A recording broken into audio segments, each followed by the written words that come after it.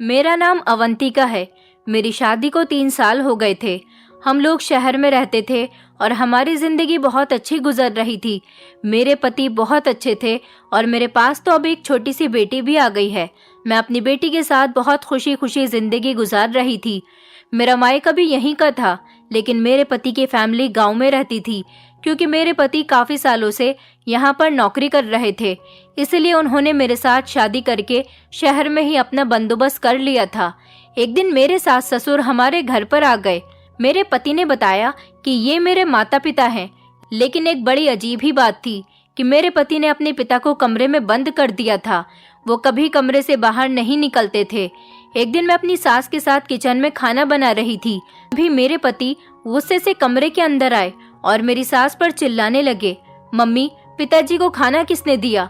मैं अपने पति के इस बिहेवियर पर बड़ी हैरान थी। मेरे पति अपनी माँ से किस तरह से बात कर रहे थे। जब से मेरे सास ससुर घर पर आए थे, मेरे पति का बिहेवियर बहुत ही गुस्से से भरा हो गया था। मुझे तो उनसे बात करते हुए भी अब डर लगता था। मेरी सास के चेहरे से साफ लग रहा था कि वो भी डर गई हैं, जिसकी वजह से मेरी सास के चेहरे का रंग बदल गया था।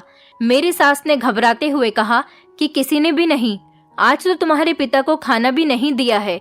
मेरी सास ने मेरे पति की घूरती हुई नजरों को देखकर घबराकर कह दिया था, लेकिन मेरे पति ने मेरी सास का बिहेवियर देखकर आइडिया लगा लिया था। कहने लगे कि आप झूठ बोल रही हो या सच, आप ही जानती हो ना कि झूठ का अंजाम क्या है। मैं काफी दिनों से अपने घर में ये सब कुछ होता हुआ देख रही थी, लेकिन मेरी कुछ भी समझ नहीं आता था और इनमें से कोई भी मुझे इस सब की वजह नहीं बताता था। मेरी सास ने फिर मेरे पति के सवाल पर इनकार करते हुए सिर हिला दिया और तेजी से कहा कि बेटा, सच में मैंने तुम्हारे पिता को खाना नहीं दिया। तुम चाहो तो अपने पिता से पूछ सकते हो। मेरी सास ने कहा तो मेरे पति ने इग्नोर कर दिया और कहने लगे कि ठीक है, उनको खाना देने की कोई जरूरत भी नहीं, मैं उनसे कुछ पूछना नहीं चाहता। और खबरदार, जो मेरे कहे बिना किसी ने भी उनके कमरे में जाने की कोशिश की तो। मेरे पति ने हुक्म दिया तो मेरी सास डरकर हिलने लगी और फिर मेरे ससुर के बंद कमरे के दरवाजे की तरफ देखा। मैंने भी एक नजर अपने ससुर के कमरे के दरवाजे की तरफ देखा, जो 24 घंटे बंद रहता था और मेरे ससुर कमरे से बाहर ही नहीं आते थे। मेरे पति हाथ मुंह धोने के लिए चले गए थे और जाने से पहले मुझसे कहने लगे कि खाना कमरे में लेकर आ जाओ, मैं कमरे में ही खाना खाऊंगा। अपने पति के जाने के बाद मैंने जल्दी से खाना ट्रे में किया और उनके लिए कमरे में लेकर चली गई थी। मैं दोबारा पानी लेने के लिए जब किचन में आई तो मैंने देखा मेरी सास वहीं पर जमकर खड़ी हुई थी। मैंने जल्दी से अपनी सास का बाजू पकड़ा और उनको हिलाया और कहा कि मम्मी जी, क्या हुआ है? आप अभी तक यहीं पर खड़ी हुई हो? मेरी सास, जो लगातार अपने पति के कमरे को ताके जा रही थी, मेरे इस तरह से पुकारने पर अचानक होश में आई थी और कहने लगी कि कुछ नहीं हुआ बहू। जिस पर मैंने दबे दबे शब्दों में कहा कि मैं आपसे कितने दिनों से पूछ रही हूँ, ये सब कुछ क्या है और अविनाश पापा जी को खाना खिलाने की परमिशन क्यों नहीं देते। मैं बहुत ही धीमी आवाज में बोल रही थी ताकि मेरे पति न सुन ले। अगर वो सुन लेते तो वो मुझ पर भी चिल्लाना शुरू कर देते। वैसे भी इन दिनों वो बहुत गुस्से में रहने लगे थे, क्योंकि मैं जानती थी कि अगर उन्हें पता चल गया तो वो मुझसे झगड़ा कर लेंगे, जैसे वो अपनी मम्मी को डांट दिया करते थे और उनसे झगड़ा करते थे। मेरी सास कहने लगी कि चुप करो बहू, कितनी बार तुमसे कहा है कि इस मामले में मत बोला करो। तुम जानती हो कि तुम्हारा पति भी इस बात पर कितना नाराज हो जाता है तुमसे, लेकिन फिर भी तुम बाज नहीं आती हो। तुम अपना घर खराब करना चाहती हो, जो इस मैटर में पड़ना चाह रही हो। जो हो रहा है बस खामोशी से देखती रहो, उसमें टांग अड़ाने की कोशिश मत करो। तुम्हारे पति की मर्जी, वो जो चाहे अपने पिता के साथ वैसा कर सकता है। अब तुम्हें ज्यादा दिमाग चलाने की कोई जरूरत नहीं। चलो जाकर अपने पति के साथ खाना खाओ। ऐसा ना हो कि उसके पिता के बारे में जानने के चक्कर में तुम अपना ही घर खराब कर लो। मैंने अपनी सास से कहा, आखिर मैं भी तो आप लोगों के घर की ही मेंबर हूँ, आप में से कोई भी मुझे कुछ बताता क्यों नहीं है? तो मेरी सास कहने लगी, क्योंकि बात तुम्हारे बताने के लायक ही नहीं है, इसलिए कोई तुम्हें कुछ नहीं बताता। मैं नहीं चाहती कि मेरे बेटे का घर खराब हो। बहू, मैं तुम्हारे आगे हाथ जोड़ती हूँ, तुम खामोश रहो और जैसा तुम्हारा पति कर रहा है उसे वैसा ही करने दो। मैं नहीं चाहती कि उसे तुम पर गुस्सा आ जाए और वो गुस्से में कोई गलत कदम उठा ले। अपनी सास के जुड़े हुए हाथ देखकर मैं खामोश हो गई थी और अपने ससुर के बंद कमरे के बंद दरवाजे को देखने लगी थी और अपने कमरे में चली गई थी। मेरे पति का गुस्सा कुछ कम हो गया था। आज फिर से मैंने अपने पति से इस बारे में पूछने की कोशिश की और कहा कि आप मम्मी के साथ इस तरह का बिहेवियर क्यों करते हो, उनसे गुस्से में बात क्यों करते हो? अपनी माँ से इस तरह से बात नहीं करनी चाहिए। और तो और अगर वो अपने पति को खाना देती भी हैं तो इसमें कौन सी बड़ी बात है, वो उनके पति हैं। लेकिन तभी अचानक मैं डर कर रह गई थी क्योंकि मेरे पति ने अपनी बड़ी बड़ी आंखें बाहर निकाल ली थी और वो गुस्से से मुझे देखने लगे थे। मेरे पति ने कहा कि तुमसे कितनी बार कहा है कि इस टॉपिक पर बात मत किया करो। इससे पहले वो आगे कुछ और कहते। मैंने कहा अच्छा ठीक है, आप गुस्सा मत करो, मैं आगे से ऐसी कोई बात नहीं कहूंगी, क्योंकि मुझे अपनी सास की बात याद आ गई थी। उन्होंने मुझसे कहा था कि तुम्हारा पति कहीं गुस्से में कोई गलत कदम न उठा ले। इसी वजह से मैं खामोश हो गई थी और सोच लिया था कि आगे से कभी मैं इस बारे में उनसे कुछ नहीं पूछूंगी, क्योंकि इससे पहले भी कई बार मैं अपने पति से इस मैटर में बात कर चुकी थी और हर बार वो मुझसे लड़ना शुरू कर देते थे। मेरी सास सही कहती थी कि मुझे अपना घर खराब नहीं करना चाहिए। ये उनके और उनके पिता का मैटर है, वो खुद ही सॉल्व कर लें तो बेहतर है। मुझे उनके बीच नहीं बोलना और ना ही मैं अपना घर खराब करूंगी। मेरी छोटी सी बच्ची है, अगर मेरे पति ने कभी मुझे गुस्से में घर से बाहर निकाल दिया तो मैं अपनी बच्ची को लेकर कहाँ जाऊंगी। इसलिए जो हो रहा है उसे खामोशी से देखते रहो, यही मेरे लिए बेहतर है। लेकिन मैं जब भी अपने आंगन में होती तो मेरी नजर बार बार अपने ससुर के बंद कमरे की तरफ जाती थी। मेरी सास दूसरे कमरे में रहती थी और वो अकेले ही रहती थी। वो अपने पति से मिल तक नहीं सकती थी। कई बार तो मेरे पति ने भी मुझे मेरे ससुर के कमरे को घूरते हुए देखा था और उन्होंने मुझे डांट भी दिया था कि क्या है, वहाँ क्या देख रही हो। अचानक अपने पति की कड़क आवाज सुनकर तो मैं घबरा जाती थी। मैं हड़बड़ाकर अपने पति से कहती कि कुछ नहीं। मैं जब भी आंगन में होती तो मैं नोटिस करती कि मेरे पति की नज़र मुझ पर ही रहती है कि कहीं मैं अपने ससुर के कमरे को देख तो नहीं रही हूँ, और हर बार वो मुझे टोक दिया करते थे। इसलिए मैं अपने पति के सामने बड़ी ही सावधान रहती थी। मेरे पति तो बहुत ही गुस्से भरे हो गए थे। अब तो उन्होंने मुझसे प्यार भरी बातें करना भी बंद कर दी थी। न जाने उन्हें किस बात का गुस्सा रहता था। ऐसा लगता था जैसे उनके चेहरे की मुस्कान उड़ गई है। मेरी बेटी को भी अब उन्होंने प्यार करना बंद कर दिया था। उसके सारे काम मैं ही किया करती थी। मेरे पति को तो शायद अपनी बेटी की भी परवाह नहीं थी। मुझे ऐसा लगता था जैसे मेरे पति किसी बहुत बड़ी टेंशन के शिकार हैं। मेरी सास बहुत अच्छी थी, घर के काफ़ी सारे काम कर लिया करती थी और मैं अपनी बेटी के साथ बिजी रहती थी, क्योंकि मेरी बेटी बहुत छोटी थी और बहुत ही ज़्यादा रोने वाली थी। वो छोटी छोटी बात पर रोती रहती थी क्योंकि मेरी बेटी की काफ़ी दिनों से तबीयत खराब चल रही थी। मैं अपनी सास के साथ ही उसे अस्पताल लेकर जाती थी। मेरे पति मेरे साथ डॉक्टर के यहाँ भी नहीं जाते थे और फिर आकर हम दोनों सास बहू घर का काम निपटा लेते थे। लेकिन मेरा ध्यान अभी भी मेरे ससुर पर ही था। मुझे बार बार अपने ससुर का ख्याल आ रहा था, जो बेचारे भूखे प्यासे अपने कमरे में बंद रहते थे। न जाने उन्होंने कितने दिनों से खाना नहीं खाया था।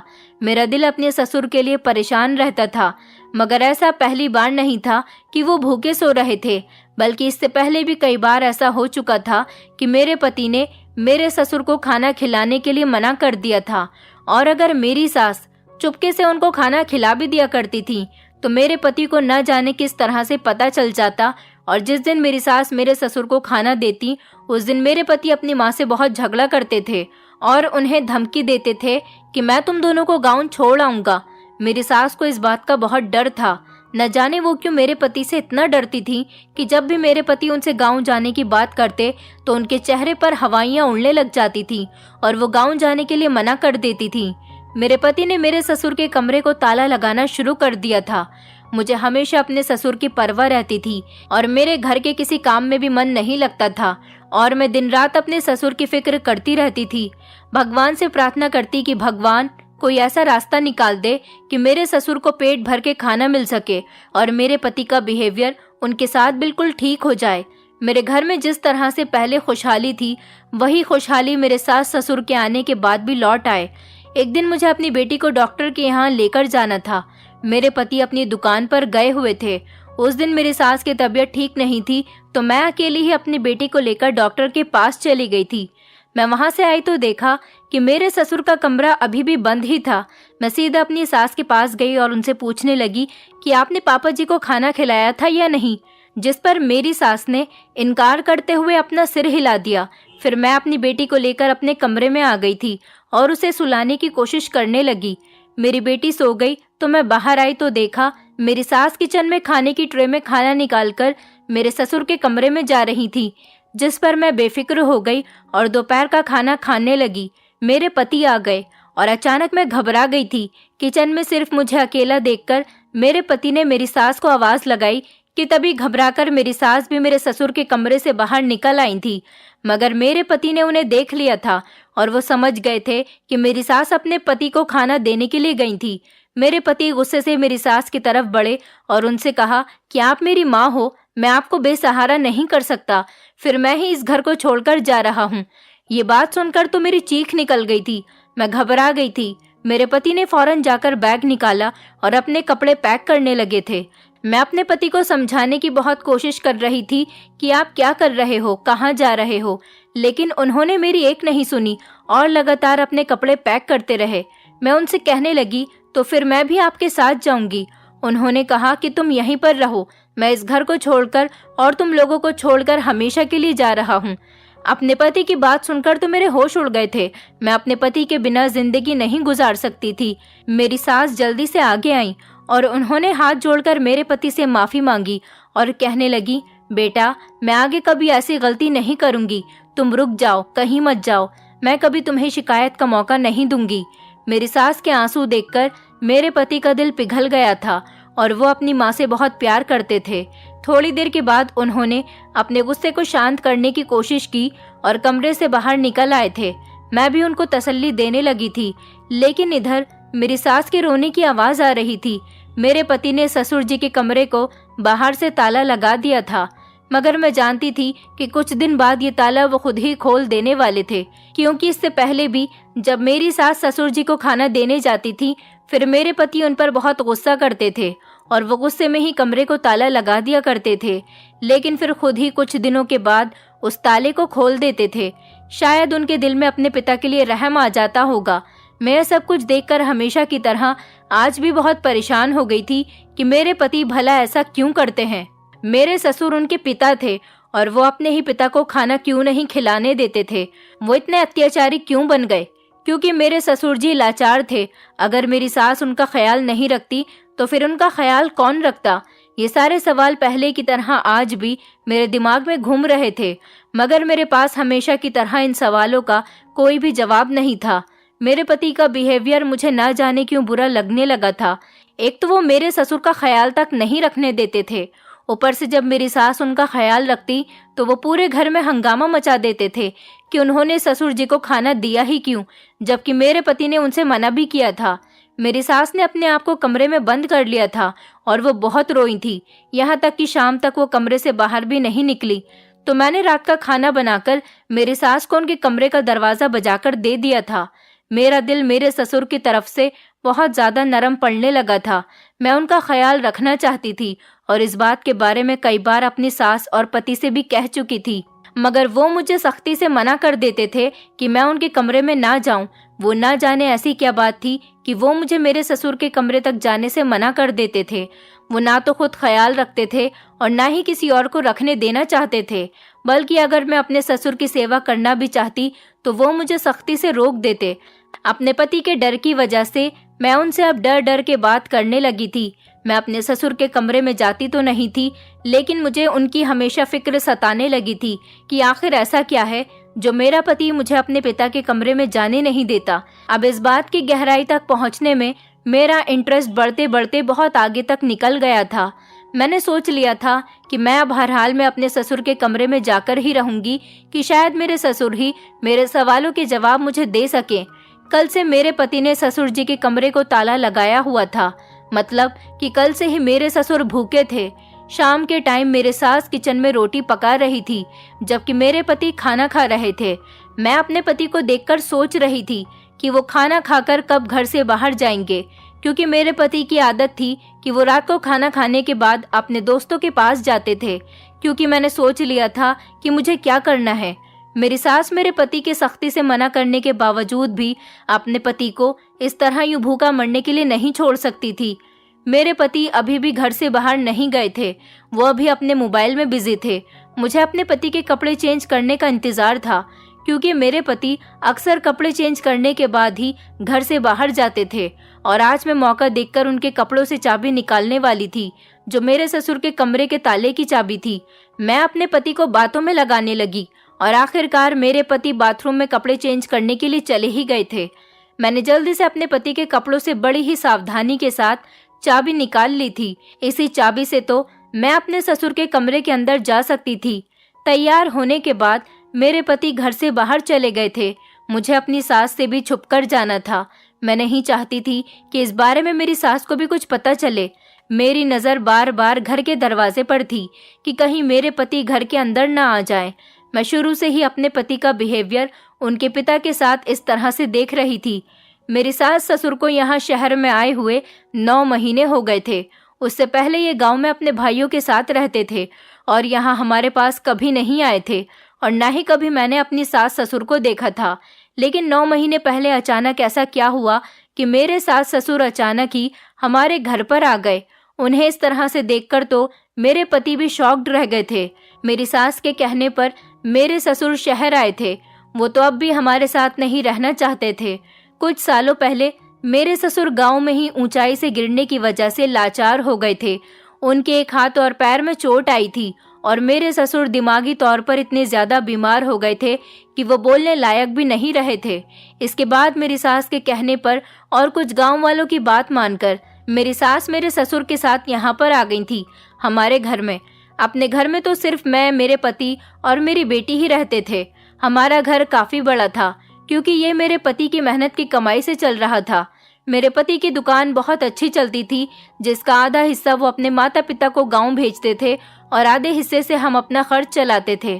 भगवान का शुक्र था, जिंदगी अच्छी गुजर रही थी। मेरा तो अपना कोई भी नहीं था। मैं अपने नाना नानी के घर में रहती थी, क्योंकि मेरे माता पिता जब मैं 6 साल की थी तभी मर गए थे। उसके बाद मेरी नानी मुझे अपने घर ले आई थी और उन्होंने ही मेरी परवरिश की थी। मैं जिस कॉलेज में पढ़ती थी उसके सामने ही मेरे पति की इलेक्ट्रॉनिक्स की दुकान थी। वो मुझे रोज स्कूल से आते जाते देखते थे और उन्होंने मुझे पसंद कर लिया था। हम दोनों ने अपने मोबाइल नंबर एक्सचेंज कर लिए थे और इस तरह से हम दोनों की बातचीत होने लगी थी। अविनाश मुझसे बहुत प्यार करते थे। उन्होंने मुझसे शादी करने का फैसला किया था। अविनाश ने अपनी माँ की बात मेरी नानी से करवा दी थी, जिसके तहत हमारा रिश्ता पक्का हो गया था।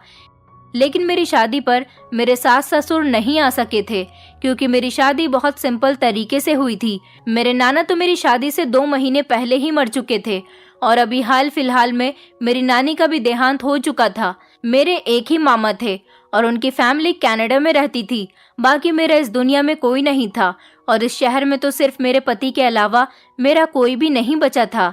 हमारी शादी के 3 साल इसी तरह से बहुत अच्छे गुजर गए थे। लेकिन जब से मेरे सास ससुर आए थे, हमारे घर में एक अजीब सा हंगामा होने लगा था। मेरे इतने प्यार करने वाले पति का बिहेवियर अपने माता पिता के आ जाने से बिल्कुल बदल गया था। वो ना तो खुद अपने पिता की सेवा करते थे और ना ही किसी को करने दिया करते थे, ना ही अपने पिता को वक्त पर खाना देने दिया करते थे। और जब कभी मेरी सास खुद ही अपने पति को खाना देने उनके कमरे में जाती, तो मेरे पति अपना एक अलग ही रूप धारण कर लिया करते थे। मुझे अच्छे से याद है, मेरे सास ससुर के इस घर में आने से पहले मेरे पति ऐसे बिल्कुल भी नहीं थे। मेरे पति अपनी माँ की बहुत इज्जत करते थे और फोन पर उनके हालचाल पूछते रहते थे। लेकिन यहाँ आने के बाद तो वो अपनी माँ पर बहुत ज्यादा गुस्सा करने लगे थे। मगर जब से मेरे सास ससुर यहाँ आए थे, मेरे पति का बिहेवियर उनके साथ बिल्कुल बदल गया था। अब मुझे अपना पति अत्याचारी लगने लगा था। मैं चाहती थी कि मेरी फैमिली में सब कुछ ठीक हो जाए और हम लोग एक साथ प्यार मोहब्बत से रहें, मगर मुझे तो इस सब की उम्मीद ही नजर नहीं आती थी, क्योंकि मेरे ससुर के मामले में तो मेरे पति बहुत ही सख्त थे।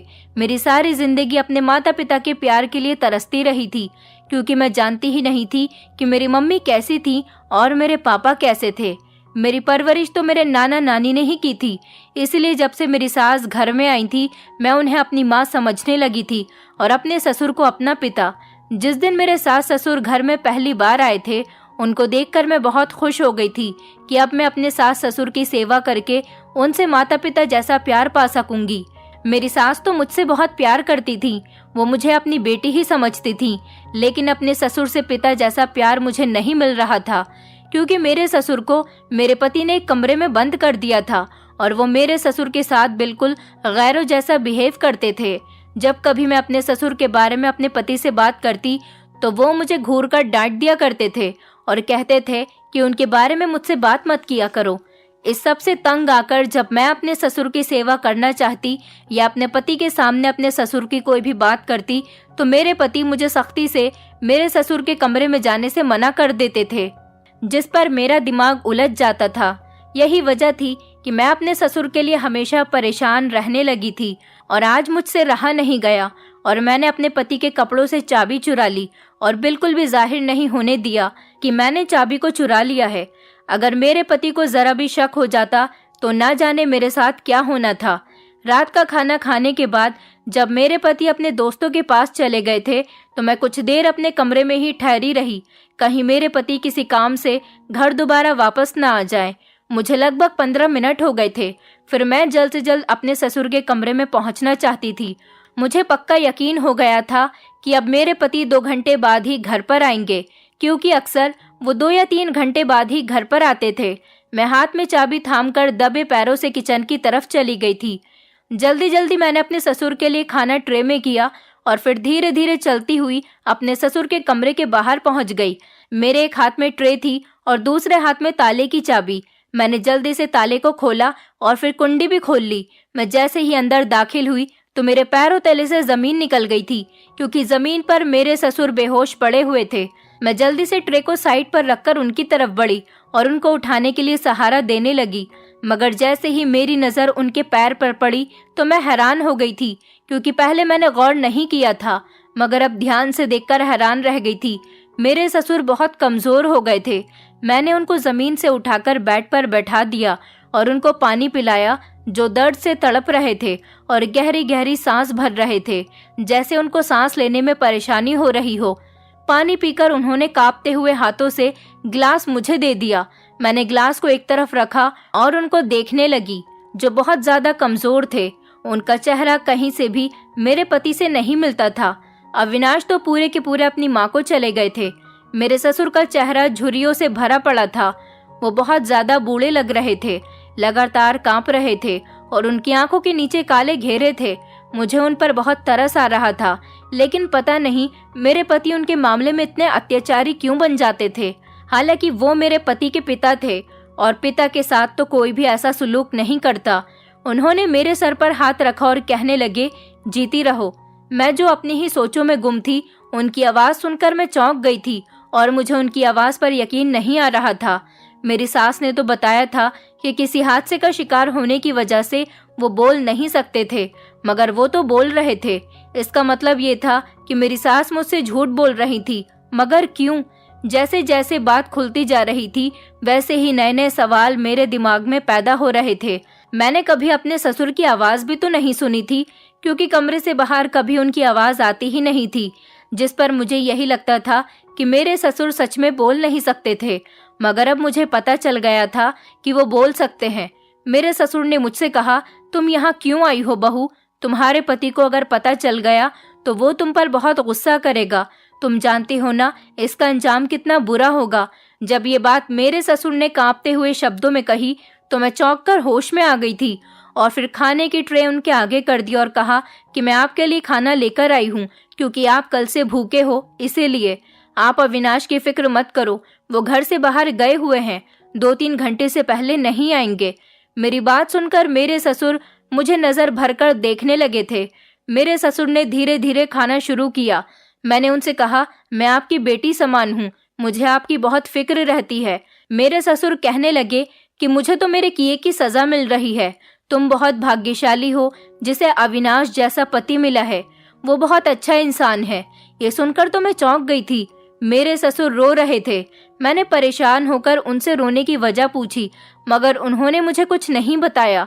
मुझे तो सोच सोचकर हैरानी हो रही थी कि मेरे ससुर कितने अच्छे हैं, अपने इतने अत्याचारी बेटे की कितनी तारीफ कर रहे हैं, जबकि अपने बेटे की वजह से ही उन पर बहुत सारे अत्याचार हो चुके हैं। खाना खत्म होते ही अपने ससुर के कमरे को ताला लगाकर मैं किचन में बर्तन रखने के लिए चली गई थी और फिर वापस अपने कमरे में आ गई।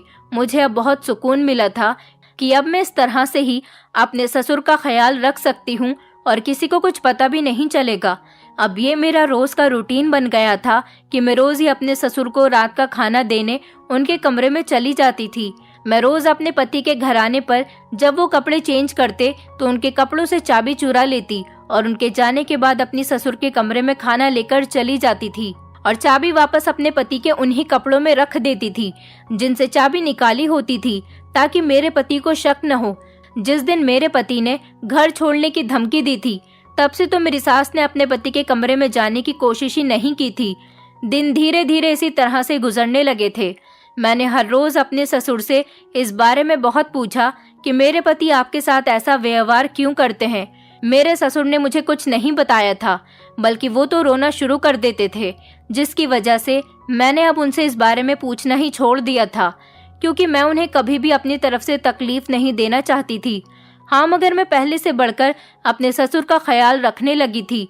दिन के टाइम में उनका खाना नहीं दे सकती थी, क्योंकि दिन के टाइम मेरी सास भी घर में इधर उधर टहल रही होती थी। रात को मेरी सास जल्दी ही अपने कमरे में जाकर सो जाती थी। मैं रात को ही अपने ससुर के पास ज्यादा खाना ले जाती थी और उसको ढककर रख देती थी, जिसको वो दिन के टाइम पर खा लिया करते थे। मुझे अपने ससुर के कमरे में जाते हुए काफी दिन हो गए थे, लेकिन अभी तक मुझे मेरे सवालों के जवाब नहीं मिले थे।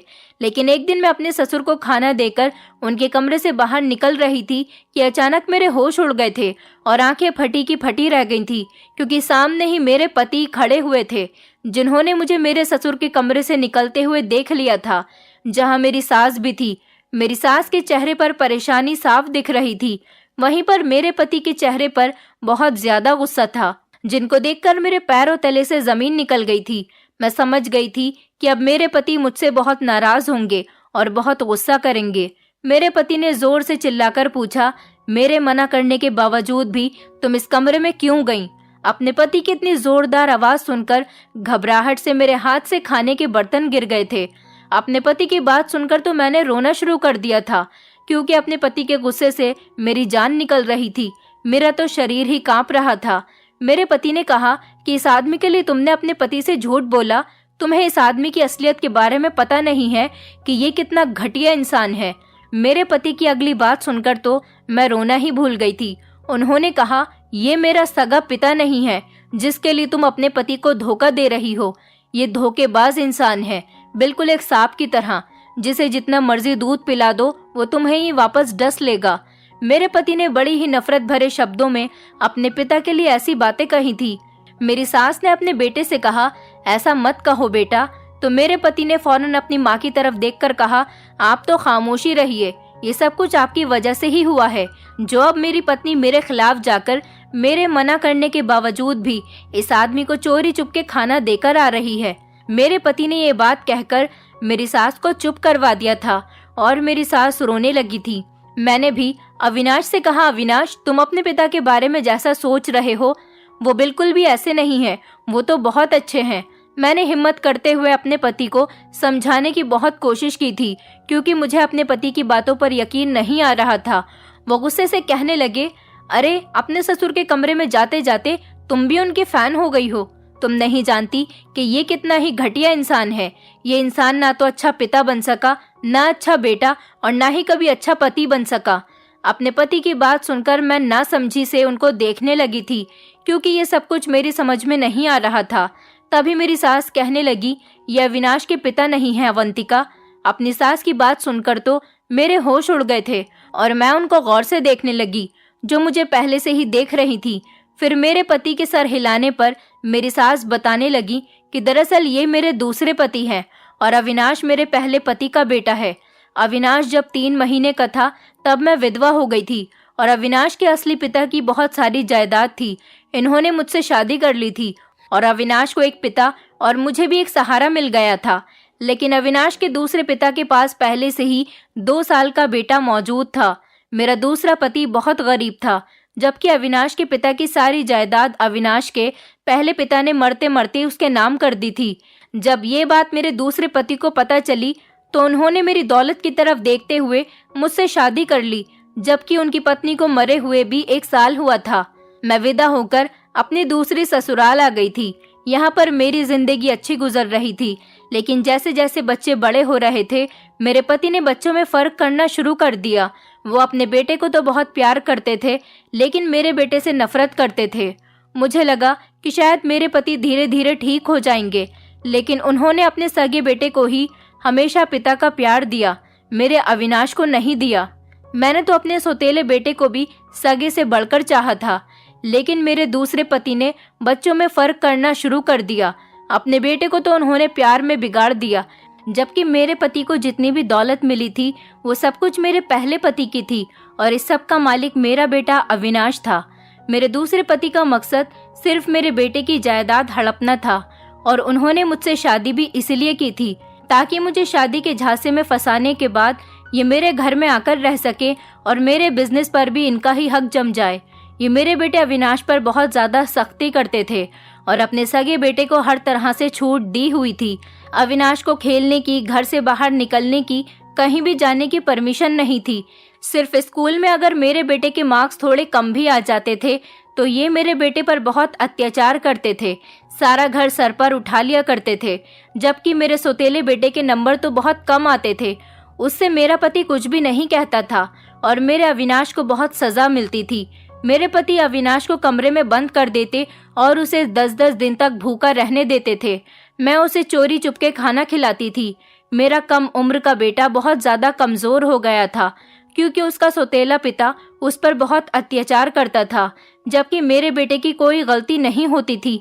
मेरे बेटे को छोटी से छोटी या बड़ी से बड़ी गलती पर बड़ी ही सजा मिलती थी और उसको अंधेरे कमरे में बंद कर दिया जाता था, जहां पर रोशनी भी नहीं होती थी और न पीने के लिए पानी होता था और न ही अविनाश को खाना दिया जाता था। ये बेचारा कई कई दिन तक भूखा रहता था और जब वो मौत के करीब पहुंच जाता तो इसको कमरे से बाहर निकाल लेते थे। मेरा बेटा दिन ब दिन कमजोर होने लगा था। मुझे अपने बेटे को देख देख कर अफसोस होता था और एहसास होता था कि मैंने इस आदमी से शादी करके बहुत बड़ी गलती कर दी, क्योंकि मैं जान चुकी थी कि इस आदमी ने मुझसे शादी सिर्फ दौलत के लिए ही की है, न कि हम दोनों माँ बेटे को सहारा देने के लिए। मेरा पति अपने सगे बेटे को कुछ भी नहीं कहता था, बल्कि उसे तो हर काम करने की आज़ादी दी हुई थी। किसी भी काम पर कोई रोक टोक नहीं थी, और तो और वो हर क्लास में फेल हो जाता था। फिर एक दिन मेरे पति का मकसद पूरा हो गया और उन्होंने जब मेरा बेटा 15 साल का हो गया तो जबरदस्ती करके उसको मारपीट कर कागजात पर साइन करवा लिए और गांव की सारी जमीन अपने नाम करवा ली। फिर मेरे बेटे को घर से बाहर निकाल दिया। मेरा बेटा घर से बाहर निकलकर शहर में आकर नौकरी करने लगा था और न जाने कितने स्ट्रगल करने के बाद इसने पढ़ाई लिखाई की थी। आखिरकार भगवान ने मेरे बेटे को कामयाब कर दिया, लेकिन मेरे पति को सजा मिल गई थी। जब मेरे पति का छोटा बेटा जवान हुआ तो उसने अपने पिता को मारना पीटना शुरू कर दिया और अपनी पसंद की लड़की के साथ शादी कर ली। उसी लड़की ने हमें घर से बाहर निकाल दिया और पूरे गांव में हमें बेइज्जत किया, हम पर झूठे झूठे इल्जाम लगाए।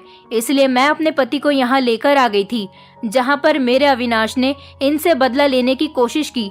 लेकिन ये जैसे भी हैं, है तो मेरे पति ही, इसलिए मुझे उनकी फिक्र लगी रहती थी। अविनाश ये सब कुछ सिर्फ अपना बदला लेने के लिए ही कर रहा है। अपनी सास की बातें सुनकर तो मैं हैरान रह गई थी। मैंने अपने पति को समझाया कि अब उनकी हालत बहुत खराब है। भगवान ने उनको उनके किए की सजा दे दी। उनके अपने बेटे ने उनको धोखा दिया और घर से बाहर निकाल दिया। यही उनके लिए सबसे बड़ी सजा है। आपको अपना दिल बड़ा करना चाहिए और अपने पिता को माफ कर देना चाहिए। वो तो खुद लाचार हैं और इतने लाचार इंसान से क्या बदला लेना। सारी सच्चाई मेरे सामने खुलकर आ गई थी और मेरी सारी कंफ्यूजन खत्म हो गई थी। मेरे पति मेरी बात को समझ गए थे और उनका गुस्सा भी धीरे धीरे खत्म हो गया था, क्योंकि वो काफी हद तक अपने सौतेले पिता को सजा दे चुके थे। मेरे ससुर ने भी हाथ जोड़कर अविनाश से माफी मांग ली थी। घर में सब कुछ ठीक चल रहा था, लेकिन एक दिन अचानक मेरे ससुर की मौत हो गई और वो इस दुनिया को छोड़कर चले गए। भगवान ने मेरे ससुर के किए की सजा उनको इसी दुनिया में दिखा दी थी। उनके सगे बेटे ने उनको छोड़ दिया था और वो उनके मरने पर भी नहीं आया था। मेरे ससुर अब इस दुनिया में नहीं है और उनकी मौत हुए अब 5 साल हो गए, लेकिन मैं अपनी फैमिली के साथ बहुत खुश हूँ और मेरी सास आज भी मेरे साथ ही रहती हैं और मुझे हमेशा उनसे अपनी माँ की जैसा प्यार मिलता है। दोस्तों, उम्मीद करती हूँ आपको हमारी कहानी पसंद आई होगी। कहानी पसंद आई है तो वीडियो को लाइक करें, चैनल पर नए हैं तो चैनल को सब्सक्राइब करें और हाँ, नोटिफिकेशन बेल को ज़रूर दबाएं ताकि अगली अपडेट सबसे पहले आपको मिले।